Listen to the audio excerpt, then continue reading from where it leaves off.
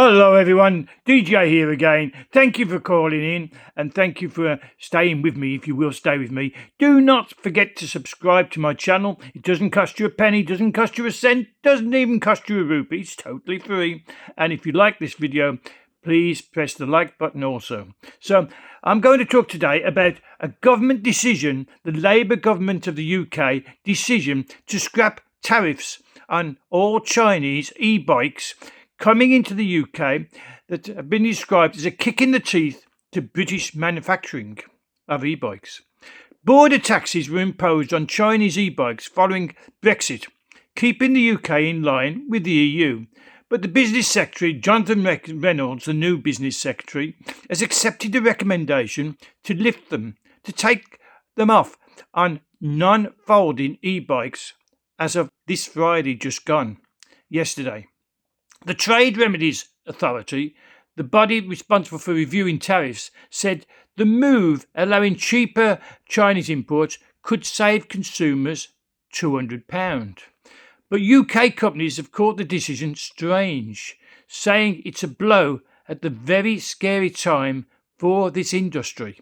British-based e-bikes companies expressed concerns about the impact of a potential flood of cheap Chinese e-bikes entering the UK.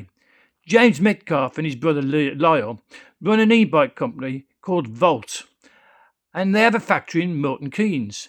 They previously manufactured their bikes in China before moving their operations to Poland and then reshifting it all the manufacturing to the UK following Brexit. I think this is not a decision and a kick in the teeth for UK manufacturing, Mr. Metcalfe said. Why?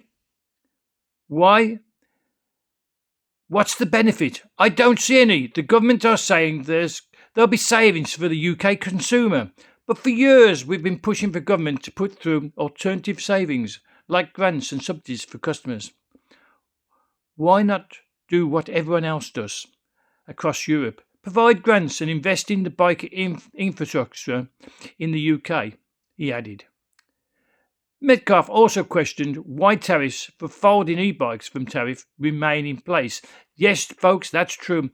The folding e-bike, I have one and I did a video on it and I'll show you it if you want to see it, from China, that remains in place. It's only the bikes that do not fold that the tariff will be removed. I'm all for protecting the whole industry, and I find it odd that protecting just one small part of it, he said. On Thursday, the government said it had accepted a recommendation from the Trade Remedies Authority to revoke anti-dumping tariffs on Chinese e-bikes. The tariff is currently 10.3%, up to 70%, and the taxes were designed to counteract the subsidies. A government spokesman said defending the UK industry from unfair competition is important, and then they take the tariffs off. Well, I don't see how that works out, but then I'm not a government minister, which is why we've taken the decision to continue protecting UK folding e-bike producers based in the UK, whilst also lowering prices for customers and importers of other products being, if it's a bike that doesn't fold, then there's no tariffs on Chinese bikes, but there will be on the folding bikes. The spokesman added that the government was continuing to take action on unsafe e-bikes and had recently launched a campaign to raise awareness of the risks of dangerous e-bike batteries and scooters. There's been several cases, especially in London, where e-bikes have suddenly exploded because they've got faulty batteries and faulty connections. And on the scooters, those electric scooters, and they've become dangerous. That's why the industry is saying, let's keep the tariffs on and only have the UK industry making these bikes. But still, why are we? The government doesn't listen. This government doesn't listen. The UK bike industry has endured a tough few years of following a boom during the COVID pandemic, which saw an increase in outdoor exercise and many people choosing cycling over public transport. COVID sales dropped dramatically, and many companies are left with stock they're struggling to shift. A number of companies struggled, including Mercian and Orange Mountain Bikes, or went bust, such as Isla Bikes. David Mayer, who runs an e-bike company, Whisper Bikes, said UK firms have been heavily discounting in recent years to try and attract new customers.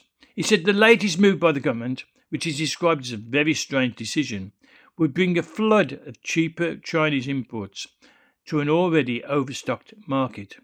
It's a very scary time for the industry right now, and this will cause a lot of trouble for a lot of companies, he said. David's company designs its bikes in the UK but manufactures in the Taiwan and Portugal area. He said he had already been contacted by Chinese bike manufacturers offering him low prices for their products. They're overstocked too. And now they see the UK as a place to dump their bikes, he said, adding that he may have to consider focusing solely on the folding up e-bikes. I think the government are thinking, let's give e-bikes a boost, but this then is badly thought out because by people who don't understand the industry, he said. And so that's my talk to today. Comments, please. Don't forget to subscribe. And what do you think? What do you think about taking the tariffs of Chinese products coming into Britain when Trump and America is doing the exact opposite? They're putting tariffs on their goods because communist China pay low wages and they can afford to pay the low wages, manufacture the bikes and ship them and still sell below our prices because it's almost slave labour there. So, okay, up to you. Make your comments if you will, and please subscribe to the channel. And if you like these little short broadcasts, then put a like button. Thank you very much. Over and out.